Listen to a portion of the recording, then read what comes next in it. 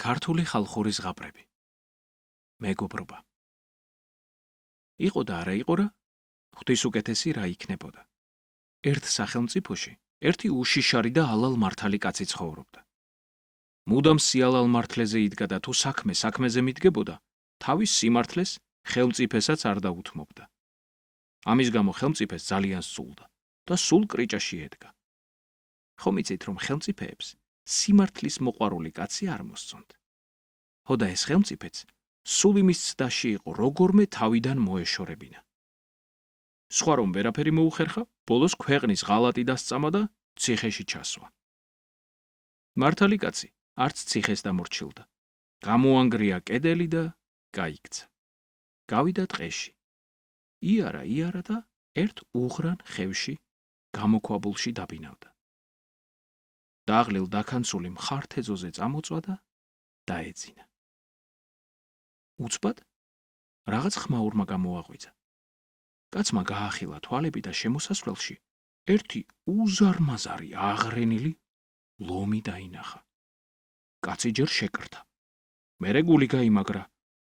ალბათ ეს იყო ჩემი ბედის წერაო, თქვა და ლომის დასახვედრად მოემზადა. ხანჯლის ტარი ჩაბღუჯა და ფეხზე წამოდგა. მაგრამ ლომი არ შებრძოლებია. ნელა კოჭლობით მიუახლოვდა. წინათათი გაუწოდა და თვალები მუდარით შეაშტერა. კაცი მიხვდა, რომ ლომს რაღაც უჭირდა. ხანჯალი ჩააგო და ფეხი გაუსინჯა. მართლაც ლომს ტერფში მოზრდილი ეკალი შერჭობოდა და დასჩირქებოდა. კაცმა გამოუღო ეკალი, გამოურწყა ჩირქი, მრავალძარღვას ფოთოლი დაადო და თავისი პერანგის ნახევით შეუხვია. ლომმა კაცს მადლობით შეხედა და გამოქვაბულის კუთხეში თვინიერად დაწვა. ლომს ფეხი მალე მოურჩა. გამოვიდა გამოქვაბულიდან და სანადიროდ წავიდა. საღამო ხანს დაბრუნდა და თან ერთი ხარირემი მოიტანა. კაცმა ცეცხლი დაანთო და მწვადები შეიწვა. ლომი კი ხორცსაც გემრიელად შეექცა. ასე დამეგობრდნენ ლომი და კაცი და ერთმანეთი ძალიანაც შეუყვარდათ. იმ ზამთარს კაცი გამოქვაბულიდან არ გამოსულა. მაგრამ საზრდოდ ცვრიანი ხორცი არ მოჰკლებია. გაზაფხულზე მონადირეებმა ლომი მახეში გააბეს. ცოცხლად შეიპყრეს და საჩუქრად ხელმწიფეს მიჰგვარეს. ხელმწიფემ ააშენებინა მოზრდილი გალია. ლომი ამ გალიაში ჩასვა და თავ შესაქცევად სტუმრებს აჩვენებდა. რა კი ლომი აღარ დაბრუნდა, კაცმაც მიატოვა გამოქვაბული და სხვა სახელმწიფოში გადავიდა. იქ ერთ მასავით ალალ მართალ ოჯახს ჩაესიძა და დაიწყო მშვიდი და ბედნიერი ცხოვრება. გავიდა 5 წელიწადი. გაიგო ხელმწიფემ მართალი კაცის ადგილსამყოფელი და იმ ქვეყნის ხელმწიფეს ვეზირი გაუგზავნა. ეგ კაცი დიდი დამნაშავეა, ციხიდან გამექცა და დამიბრუნე, სასტიკად უნდა დავსაჯოო. ნათქვამია ძაღლი ძაღლის ტყავს არ დახევსო. ხელმწიფემ დაუყოვნებლივ აასრულა იმ ხელმწიფის მოთხოვნა, კაცი თავის ჩაფრებს დააჭერინა და ხელფეხ შეკრული გაუგზავნა.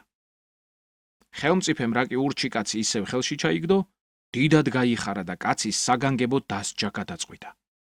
მოიწვია მთელი სახელმწიფო, რომ დასჯისთვის ეყურებინათ და ურჩობა ვეღარავის გაებედა. მოვიდა ხალხი, სასახლის მთელი ეზო მაყურებლებით გაიჭედა. გამოიყვანეს ხელფეხშეკრული ტუსაღი და ხელმწიფეს წარუდგინეს. ხომ ჩამივარდი ხელში, ნიშნის მოგებით უთხრა ხელმწიფემ. არ იცოდი, რომ ხელმწიფის ძალა უსაზღვროა და ვერ სად გაექცეოდი. და ჯალათებს უბრძანა, გაუხსენით ხელფეხი და ჩემს ლომს შეუგდეთ გალიაში. გაუხსნეს ჯალათებმა ბორკილები და გალიაში შეაგდეს.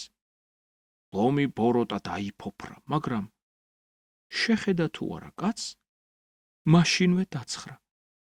ნელა მიუახლოვდა და თავი კალთაში ჩაუდო. ყველა განსვიფრდა. მაყურებელი, ხალხიც და ხელმწიფეც, მაგრამ ლომის საქციელი ვერავინ ახსნა. ხელმწიფემ გამოაყვანინა ტუსაღი და ჰკითხა, რა მიზეზია, რომ ლომმა პირი არ დაგაკარა. კაცმა უამბო ლომისა და თავისი მეგობრობის ამბავი. ხელმწიფეს მოეწონა ლომის ერთგულება და ორივენი გაათავისუფლა. ოღონდ ჩემს ქვეყანაში არ გაიჭაჭანოთ თორემ სიკვდილი მოგელითო. უთხრა კაცს. შენი ქვეყნიდან აქამდე წასული ვიყავი და ახლა მით უფრო არ გავჩერდები. მიუგო კაცმა, გადახვია ლომს ხელი და გაუდგნენ გზას ორივენი. ჭირი იქა, თხინი აქა, კატო იქა, ფქვილი აქა.